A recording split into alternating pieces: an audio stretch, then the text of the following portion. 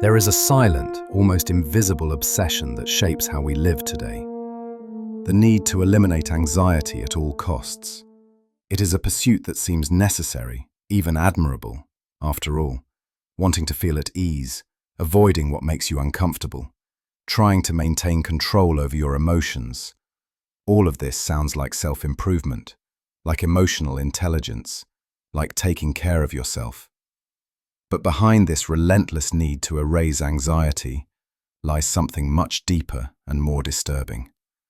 A refusal to be fully awake. Albert Camus, one of the greatest philosophers of the absurd, understood something profound about human consciousness, and so did Søren Kierkegaard, the Danish philosopher who explored the depths of human existence a century before him. Both saw what modern psychology often ignores. Anxiety is not always a problem to be solved. Sometimes it is the only honest response to being fully conscious. It is what happens when you stop pretending, when you stop believing the comfortable stories, when you finally see reality as it is. You feel it when you're about to make a major decision. You've been offered a new job in a different city. It pays well. It could change your trajectory. But standing at that crossroads, you feel paralyzed. Your heart races. Your mind spirals through every possible outcome. Success, failure, regret, missed opportunities. You can't sleep. You can't decide. And everyone around you says, just pick one. Trust your gut. Follow your passion. But none of that helps, because the real source of your anxiety isn't the decision itself. It's the terrifying realization that no one can make this choice for you, that there is no right answer, that whatever you choose will close off other possibilities forever, and that you are utterly, devastatingly free. Kierkegaard called this the dizziness of freedom. That vertigo you feel when you realize your life is not a predetermined path laid out by fate, by God, by society, or by your parents. You are radically free to become whoever you choose. And that freedom, infinite, unbounded, overwhelming, is what creates the anxiety. Because with infinite possibilities comes infinite responsibility. Every choice you make shapes who you become, and there's no guarantee you'll choose correctly. Or you feel it in a different way. You're lying in bed at night, unable to sleep, and suddenly you're struck by a thought. What's the point of any of this? You've been working hard, following the path, college, career, climbing the ladder. You've been doing what you're supposed to do. But lying there in the dark, none of it feels like it matters. You imagine yourself 20 years from now, still doing the same thing, and you feel nothing. No excitement, no sense of purpose. Just a quiet, creeping dread that you're spending your one life on something that doesn't mean anything. Camus called this the confrontation with the absurd. It's the moment when you become aware of the clash between your deep, human need for meaning and a universe that offers none. You want to believe your life has purpose. You want your efforts to matter. You want there to be some cosmic order, some reason why you're here, some guarantee that your suffering isn't pointless. But when you look at the world honestly, not through the lens of religion, not through comforting philosophies, not through self-help platitudes, you see nothing but silence. No inherent meaning, no cosmic plan. Just you, a temporary consciousness, trying to make sense of an indifferent universe. Most people, when they feel this anxiety, think something is wrong with them. They think they're broken, depressed, overthinking, and so they try to fix it. They distract themselves. They stay busy. They medicate. They numb. Anything to make the feeling go away. But both philosophers understood something radically different. This anxiety is not a malfunction. It's an awakening. It's your consciousness refusing to lie to itself anymore. And the worst thing you can do is try to eliminate it, because in eliminating the anxiety, you eliminate the very awareness that could set you free. This video is for those who have spent years trying to fix something that was never broken. Let's begin. Think about the last time you had to make a choice that really mattered. Not whether to have coffee or tea, but something that would change the direction of your life. Should you end that relationship? Should you quit your job? Should you move across the country? Should you commit to this path or keep your options open? And remember what happened. The anxiety didn't come from not knowing what you wanted. It came from knowing that whatever you chose, you would be closing doors. You would be shaping your future self in a way you couldn't undo. You would be taking responsibility for who you become. This is the anxiety of freedom. Most people live their entire lives without ever truly confronting this freedom. They follow the script written by others, by their parents, by society, by tradition. They become what they're expected to become. They choose careers that are practical. They enter relationships that make sense. They live according to norms, not according to their own authentic desires. And in doing so, they avoid the anxiety. Because as long as you're following someone else's script, you don't have to take full responsibility for your life. If things go wrong, you can blame the script. You can say, I did what I was supposed to do. I followed the rules. It's not my fault. This is living inauthentically. This is refusing to become a true self, because you only become who you truly are when you stop conforming and start choosing. And the moment you start choosing, really choosing, from a place of freedom rather than obligation, the anxiety hits. You're about to get married and suddenly you panic. Not because you don't love this person, but because you're aware that you're choosing them, that you could choose differently, that this decision will define the rest of your life, that there's no objective proof this is the one. You're making a leap into the unknown, and no amount of reasoning will make it certain. You're about to change careers, and the anxiety is unbearable. Not because you don't want the change, but because you're aware that you're choosing this path, that you're closing off other paths, that you might be wrong, that there's no guarantee it will work out, that you are responsible for whatever happens next. This is the dizziness of freedom. This is what it feels like to stand at the edge of infinite possibility and realize you have to choose. You have to commit. You have to take a leap into uncertainty without a safety net. And most people, when they feel this dizziness, step back from the edge. They retreat into conformity. They let others choose for them. They numb the anxiety and go back to living on autopilot. And in doing so, they abandon themselves. If you move through the anxiety instead of avoiding it, if you make the leap, decide the dizziness, you begin to forge an authentic self, a self that is not determined by others, but chosen from within, a self that takes responsibility for its own existence. The anxiety doesn't disappear, but it transforms. It becomes the price of living freely, the cost of becoming who you truly are.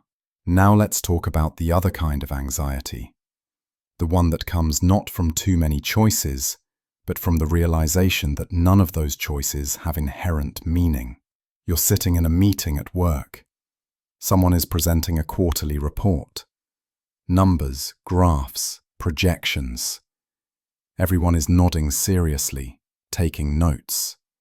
And suddenly, you're struck by the absurdity of it all.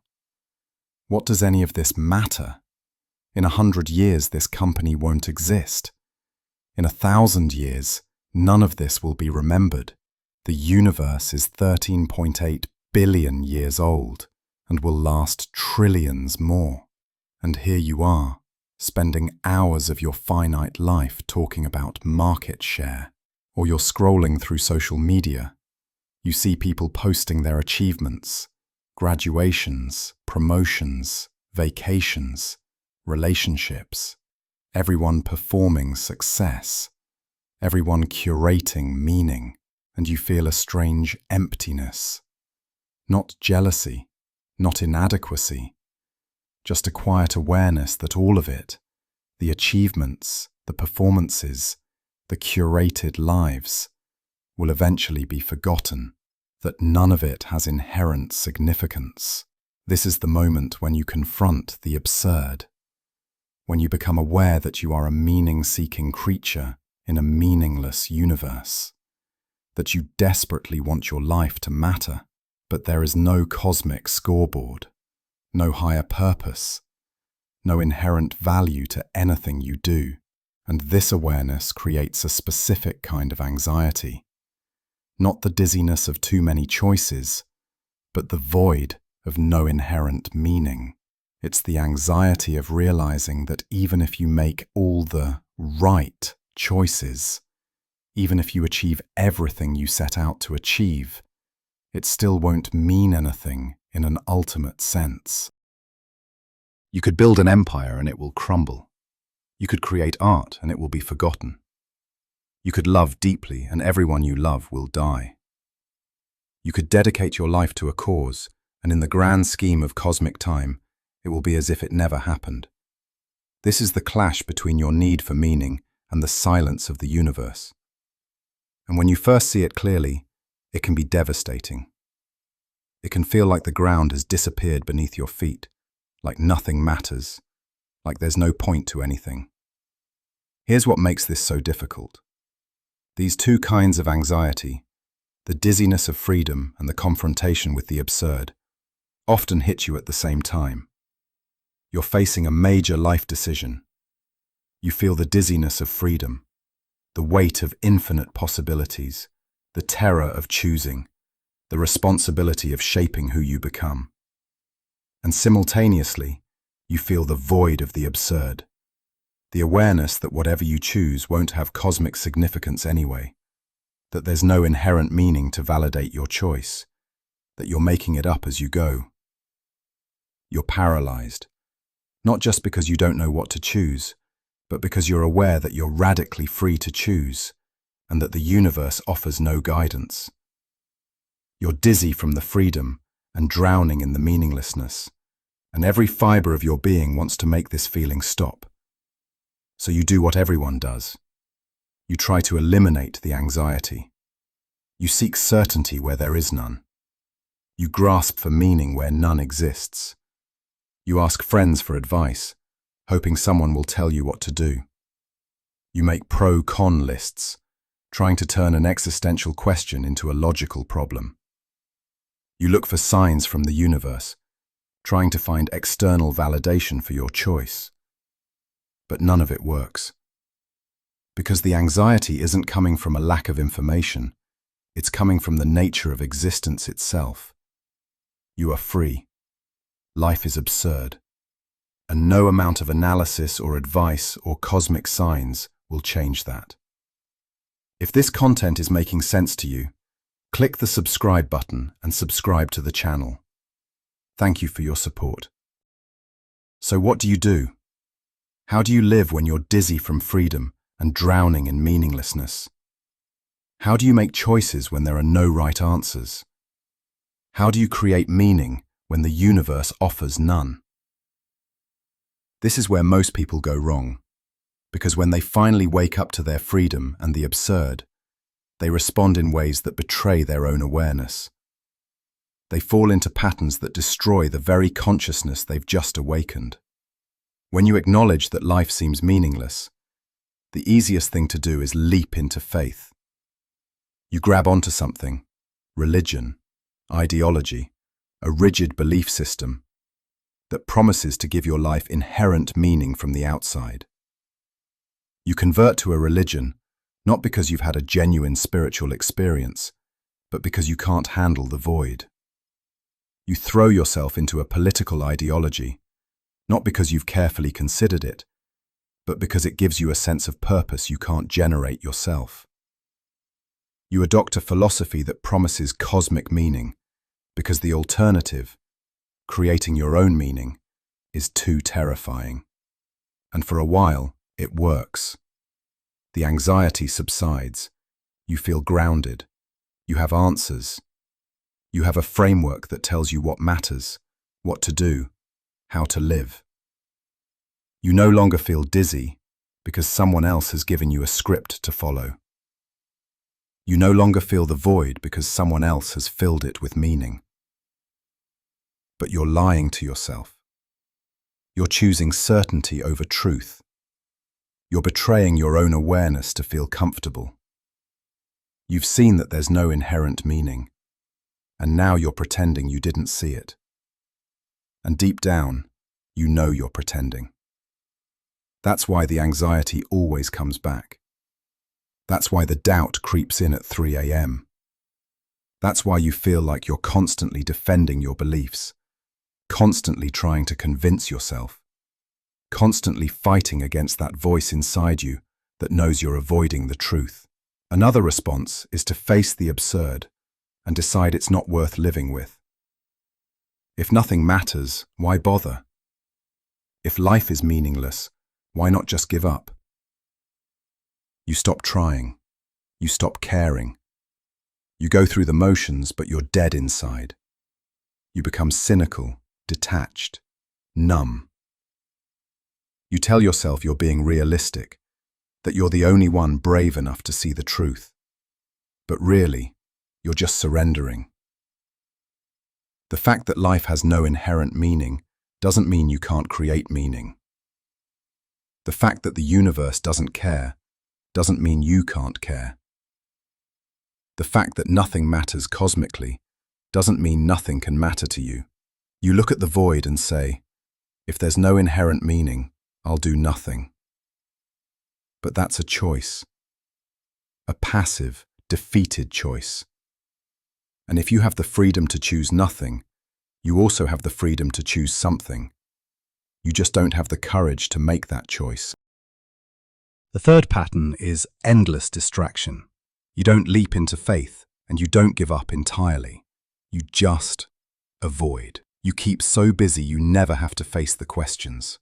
You fill every moment with work, entertainment, consumption, achievement, social media, streaming, shopping, scrolling, anything to avoid sitting still with the anxiety.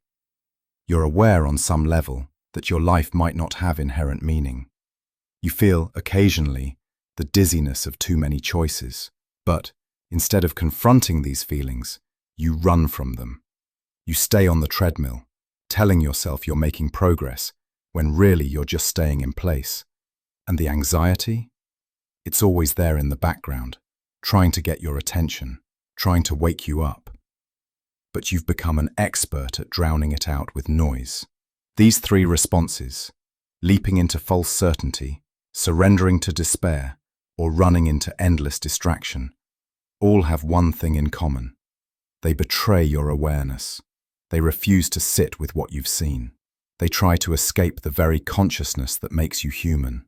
But there's another way, a way that both Kierkegaard and Camus, in their own languages, pointed toward, a way that doesn't eliminate the anxiety, but transforms it into something else entirely.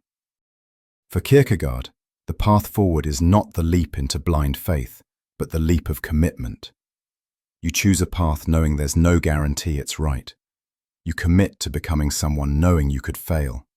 You take responsibility for creating yourself, even though you're dizzy with the freedom. You decide to marry this person, not because you've eliminated all doubt, but because you choose them despite the doubt. You commit to this career, not because you know it will work out, but because you're willing to risk it. You forge your identity through conscious choices, accepting that you might be wrong, that you might fail, that you are radically responsible for who you become. The anxiety doesn't disappear, but you move through it instead of being paralyzed by it. You make the leap, and in that leap, you become authentic. You become a self that is chosen, not inherited, a self that takes responsibility for its own existence. For Camus, the answer is what he called revolt. When you confront the absurd, when you realize life has no inherent meaning, you don't escape into false certainties and you don't surrender to despair. Instead, you revolt. You live fully, passionately, consciously, without needing cosmic meaning to justify your existence. You create your own meaning through your choices and your actions, not because that meaning is validated by the universe, but because you decide it's worth creating. You love, even though everyone dies. You create, even though everything will be forgotten. You struggle, even though there's no ultimate reward. This is the path that honors your awareness instead of betraying it. This is the response that transforms anxiety from an enemy into a guide. But it requires something most people aren't willing to give: the courage to live without guarantees. Let me be very clear. This is not easy. This is not a one-time decision.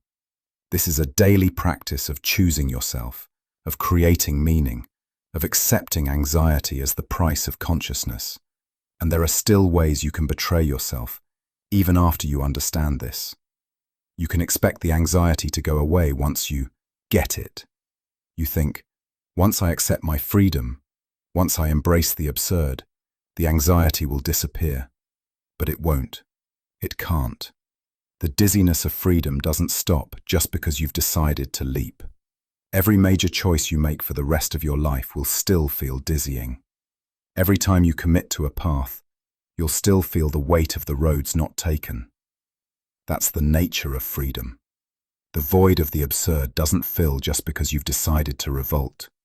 You'll still have moments when you look at your life and feel the meaninglessness. When you're aware that nothing you do has cosmic significance. That's the nature of consciousness. Your anxiety will always be there, in some form. The dizziness will always return when you face real choices. The void will always open up when you pause long enough to see clearly. But it stops being your enemy. It stops paralyzing you.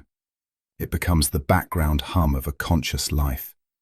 Proof that you're awake, that you're aware, that you refuse to pretend. You can also choose meaning that isn't truly yours. You realize you need to create your own meaning. So you grab onto something, a career, a relationship, a cause, not because it genuinely resonates with your authentic self, but because you're desperate to fill the void. You're not choosing consciously. You're grasping at whatever is convenient, whatever society validates, whatever will quiet the anxiety fastest. And this is just another form of bad faith. You're still living for others. You're still avoiding the real work of forging your own identity. Ask yourself, if no one was watching, if there were no social validation, no external rewards, no approval from others, would you still choose this? If you removed every external pressure, every expectation, every should, what would you actually want? This is the hardest question you'll ever answer. Because most people don't know. They've spent so long following scripts, conforming to expectations, seeking approval, that they've lost touch with their authentic desires. They don't know what they actually want, because they've never given themselves permission to want it. Real meaning, the kind that comes from authentic choice, doesn't need validation. It doesn't need applause.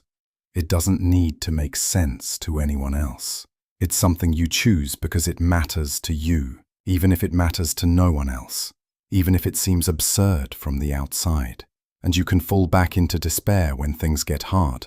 You make the leap. You embrace the absurd.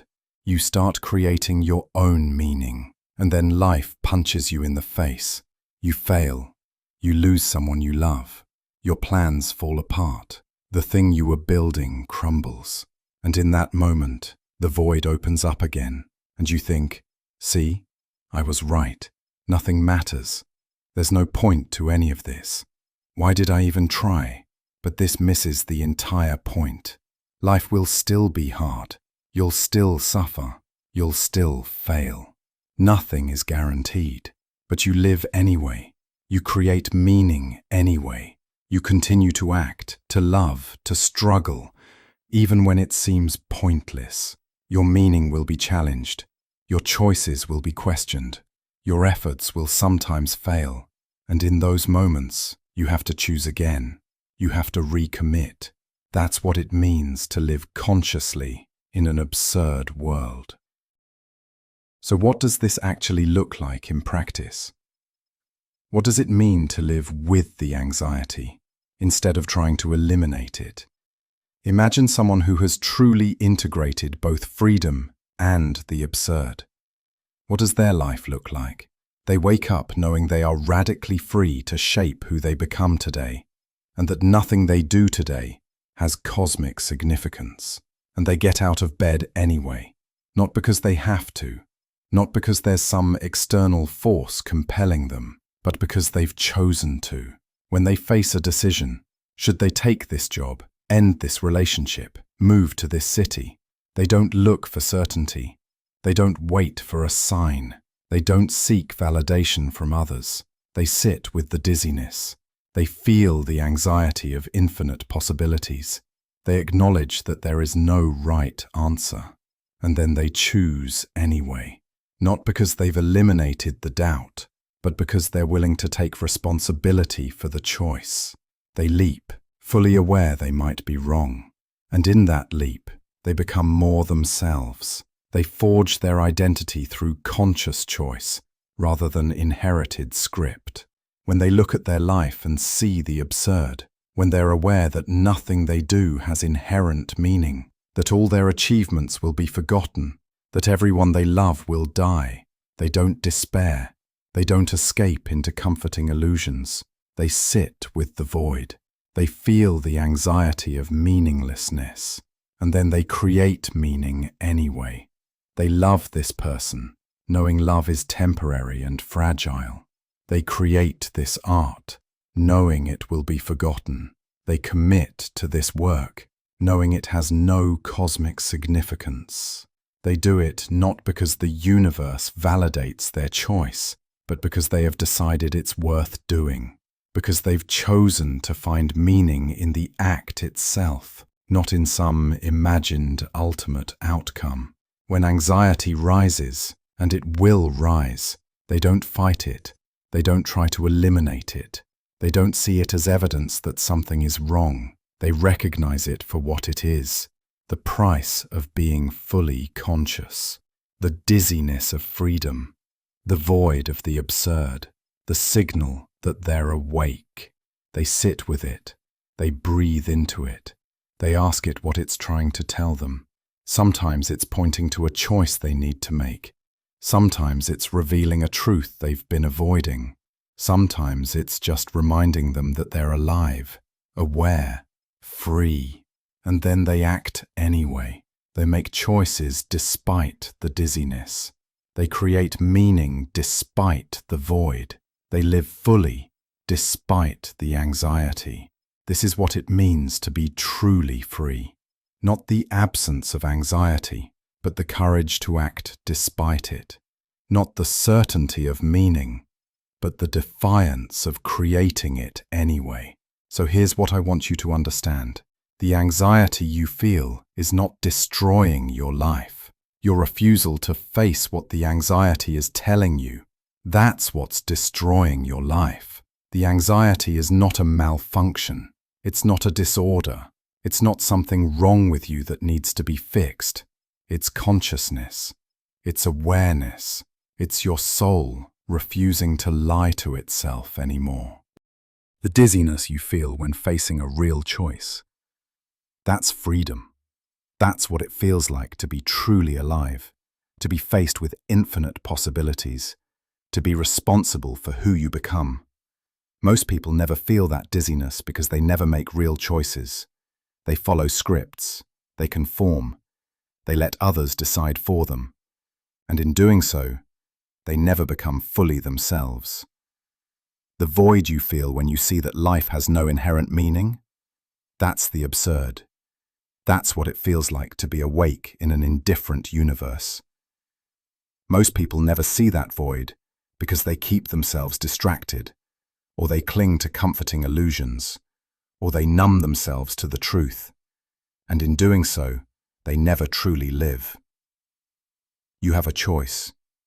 You can keep trying to eliminate the anxiety. You can keep medicating your consciousness. You can keep avoiding the questions. You can keep pretending that if you just manage your symptoms better, if you just think more positively, if you just distract yourself enough, the anxiety will go away and you can finally live in peace. But that peace is just numbness. That comfort is just unconsciousness.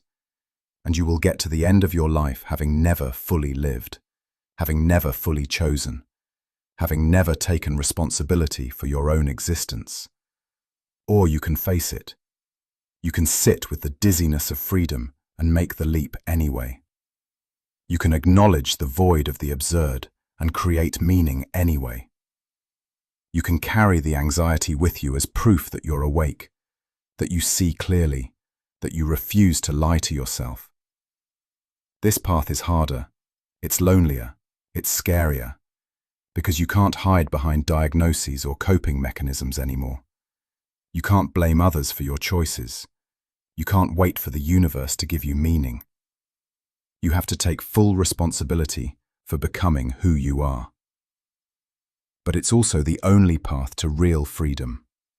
The only path that lets you live as yourself, instead of as a carefully managed, heavily medicated, socially acceptable version of yourself. The only path that honors the full weight of your consciousness, instead of trying to numb it into submission. You only become yourself through the anxiety, not by avoiding it. You make the leap knowing you might fail, and in that leap, you forge an authentic identity. The struggle itself is enough. You don't need cosmic validation. You don't need life to make sense. You don't need the anxiety to disappear. You just need the courage to live anyway, to create anyway, to act in defiance of meaninglessness by living fully. And if you're here, if you've made it this far, you already have that courage. You've already started to wake up. You just need to stop fighting yourself long enough to use it.